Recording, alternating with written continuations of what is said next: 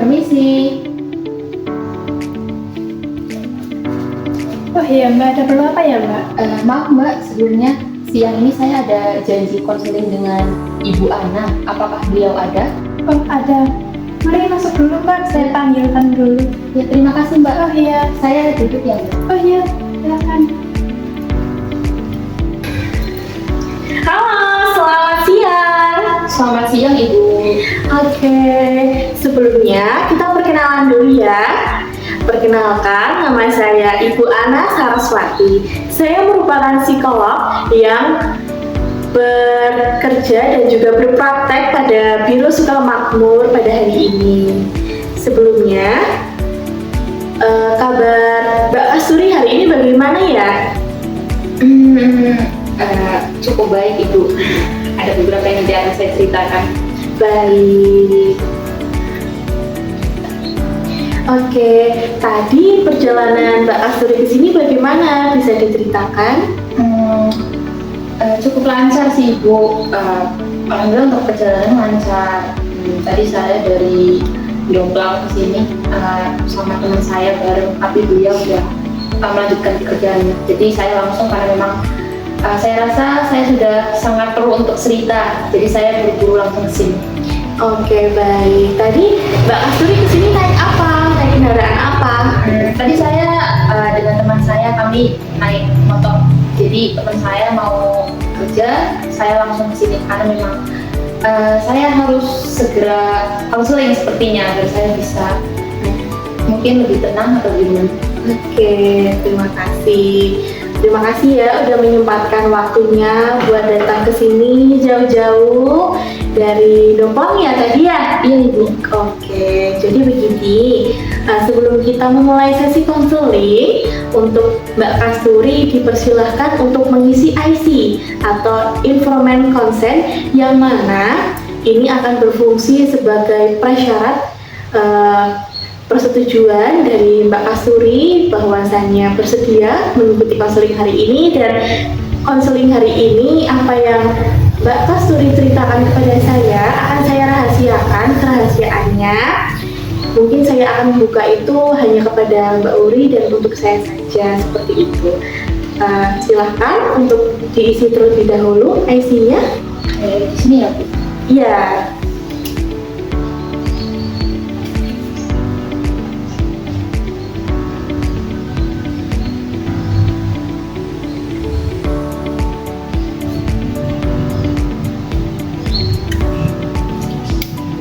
Ini Bu sudah selesai. Oke, baik. Saya terima ya isinya. Oke, dari Mbak Kasturi nih, hari ini gimana? Mbak Kasturi mau cerita apa nih? Sebetulnya saya, bingung banget ini Bu, mulai dari mana ya ceritanya. Saya udah lama banget sendiri nih Bu, mendem perasaan ini, cerita ini. Saya bingung nih mau cerita sama siapa kira-kira ya.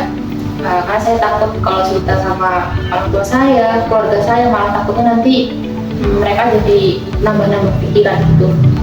Jadi saya dapat informasi, cobalah konsultasi ke psikolog atau konselor, dan alhamdulillah saya direkomendasikan untuk mencoba konsultasi dengan konseling dengan Ibu Ana ya. Iya. Jadi akhir-akhir ini tuh rasanya saya lagi capek banget Bu, pikiran saya. Capek ya.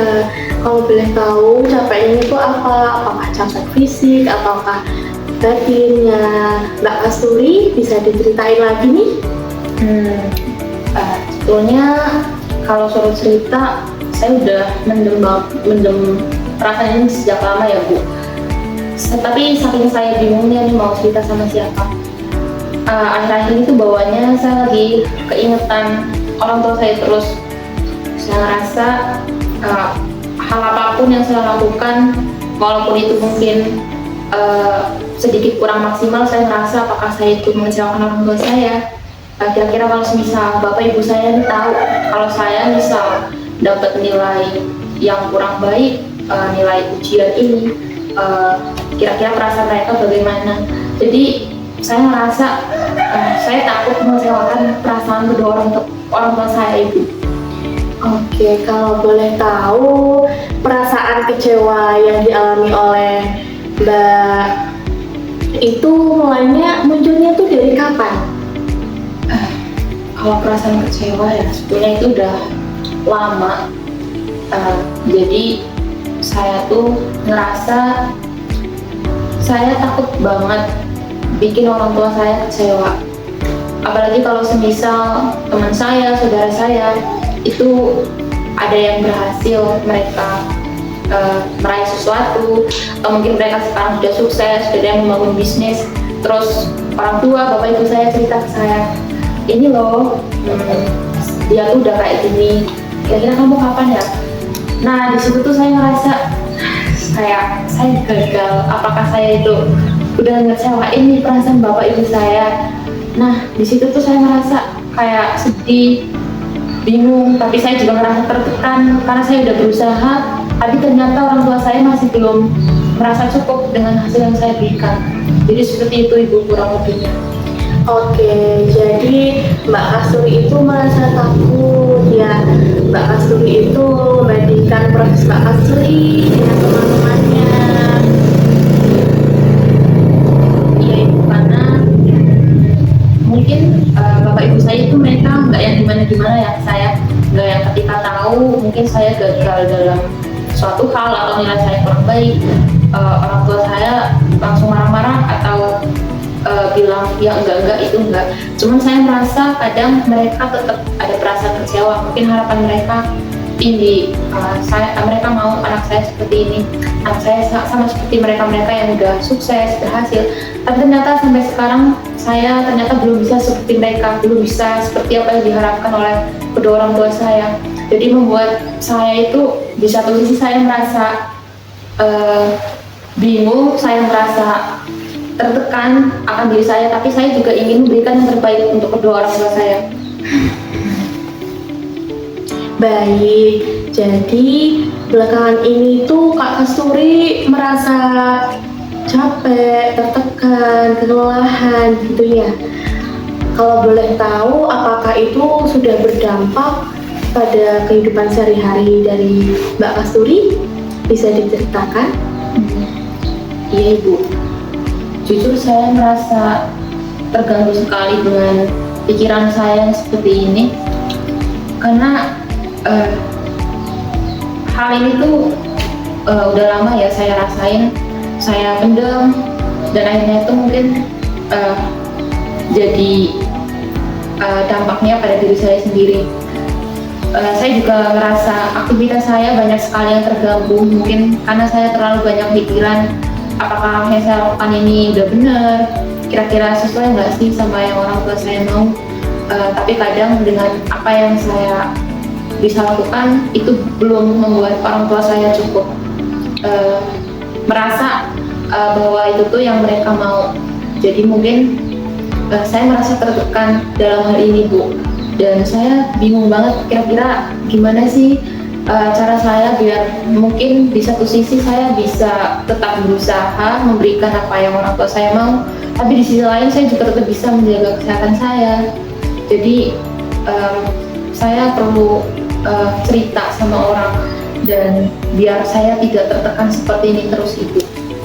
Jadi Kasturi itu belakangan ini tuh merasa capek ya, lelah fisik, lelah mental karena terus-terusan memenuhi ekspektasi dari orang tua.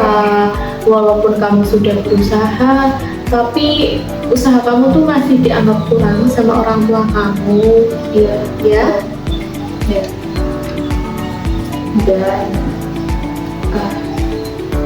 jadi sekarang saya masih belum bisa menemukan cara bagaimana agar saya bisa keluar dalam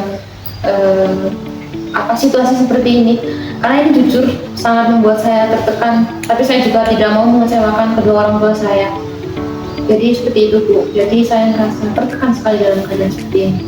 Kalau boleh tahu, apa sih alasan kamu akhirnya memilih memendam perasaan itu yang akhirnya membuat kamu itu merasa tertekan seperti itu? Apa sih alasan kamu memendam semua ini? Iya, karena saya memang tipe orang yang gak gampang cerita sama siapa-siapa. Jadi ketika saya ngerasa susah atau saya ngerasa bingung, saya itu lebih dipikir sendiri apakah saya bisa menyelesaikan permasalahan saya. Saya juga nggak mau menceritakan hal ini kepada kedua orang tua saya, karena takutnya saya lebih mengecewakan. Begitupun kepada keluarga saya nggak mau cerita karena takutnya keluarga saya malah pikirannya nambah karena apa yang saya rasakan ini. Jadi itu Bu, mungkin saya nggak mau membuat kedua orang tua saya putus harapan karena apa yang saya rasakan ini. Jadi saya lebih memilih untuk memendam. Tapi dengan cara seperti ini terus, rasanya saya juga tersiksa, saya tertekan dengan keadaan yang saya rasakan ini. Mbak Kasturi, perasaan seperti itu wajar. Apalagi kalau Mbak itu memendam perasaan itu dengan alasan untuk menjaga perasaan orang tua Mbak Kasturi. Mbak Kasturi pasti sangat mencintai dan menyayangi orang tua Mbak kan?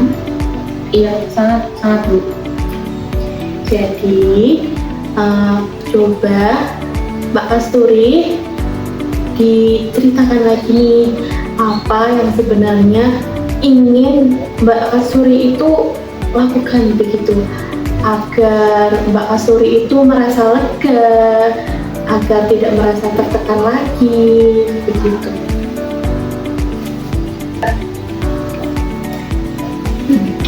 Iya, jadi saya tuh saya nggak banyak mau sebetulnya Bu, tapi saya pengen aja ada yang ngedengerin saya cerita, dan mereka tuh nggak menghakimi saya ketika saya bercerita, karena saya tuh bingung banget kadang mau cerita sama siapa, karena terlalu sering kadang saya sampai saya pengen cerita, saya juga pengen minta saran ke orang-orang keluarga saya, teman-teman saya, tapi ternyata mereka itu lebih kayak orang tua saya, mereka malah selalu kayak ngeduluin gitu loh.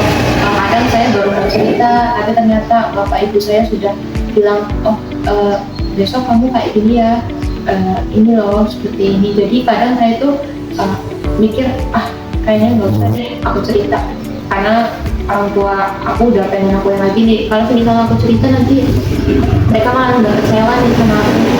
Terus ya paling itu Bu, jadi saya pengen ada yang mungkin bisa temen cerita buat saya, biar saya lebih tenang, saya nggak terlalu merasa tertekan seperti ini. Setidaknya saya tetap berusaha untuk bisa menjadi apa yang orang tua saya inginkan, tapi saya juga mau orang tua saya ataupun orang-orang di sekitar saya mengerti ataupun tahu kalau saya sebetulnya sudah berusaha, biarpun mungkin belum seperti apa yang mereka inginkan. Seperti itu Bu.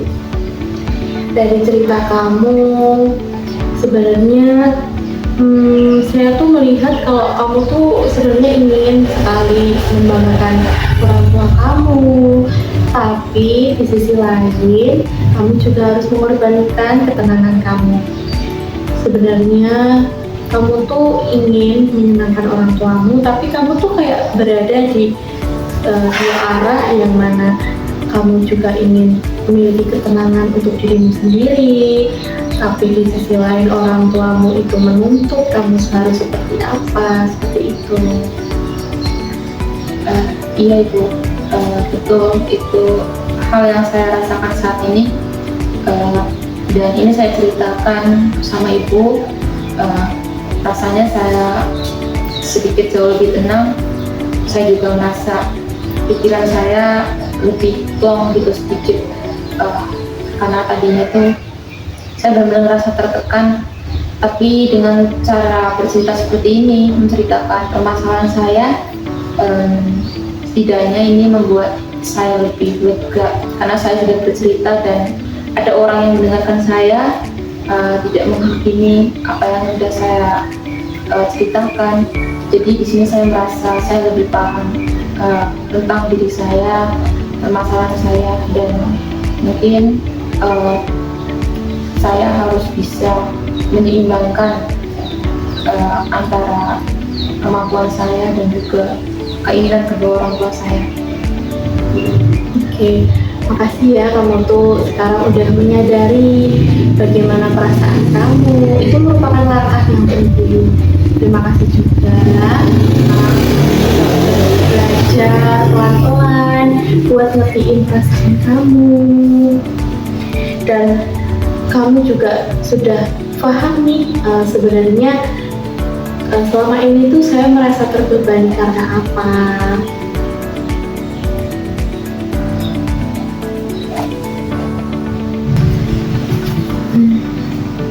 Iya Ibu, sebenarnya terima kasih. Setelah saya cerita, saya jadi merasa lebih lega, lebih tenang. Saya juga merasa tidak begitu tertekan karena banyak sekali yang saya pikirkan akhir-akhir ini. Terima kasih Ibu sudah mendengarkan cerita saya. Iya, saya juga berterima kasih sama kamu. Terima kasih ya, kamu tuh udah berbagi rasa takut kamu, rasa tertekan kamu, rasa yang gak nyaman. Terima kasih kamu udah mau bercerita, udah mau berbagi sama saya. Lalu bagaimana perasaanmu setelah ini? Saya merasa jauh lebih tenang. Tidak, pikiran saya tadinya penuh, saya bingung benar-benar mau ngapain. Sekarang saya jadi tahu kalau ternyata hal-hal seperti itu wajar dan semuanya tergantung dengan diri saya sendiri bagaimana saya membawanya. Jadi saya merasa lebih tenang, saya lebih nyaman dan pikiran saya jauh lebih baik Ibu setelah cerita dengan Ibu. Terima kasih Ibu sudah mendengarkan cerita saya. Mungkin suatu saat kalau saya perlu bercerita lagi, semoga Ibu berkenan. Iya, saya itu selalu sedia di sini kapan aja kalau Mbak Kasturi ingin bercerita lagi, ingin berbagi pengalamannya, ceritanya, saya siap untuk mendengarkan. Nanti kita bisa komunikasikan untuk sesi selanjutnya. Sebelum mengakhiri sesi konseling hari ini, saya ada pesan untuk Pak Kasturi bahwasanya kalau kamu sedang ngerasain suatu masalah, kamu merasa masalahnya itu gede, merasa permasalahannya itu lebih besar dari kamu, sebenarnya kamu itu lebih besar dari masalah itu. Tanpa kamu sadari, kamu lebih keren, kamu lebih jago dari kamu yang kemarin karena kamu udah bisa melewati semua permasalahan itu. Oke?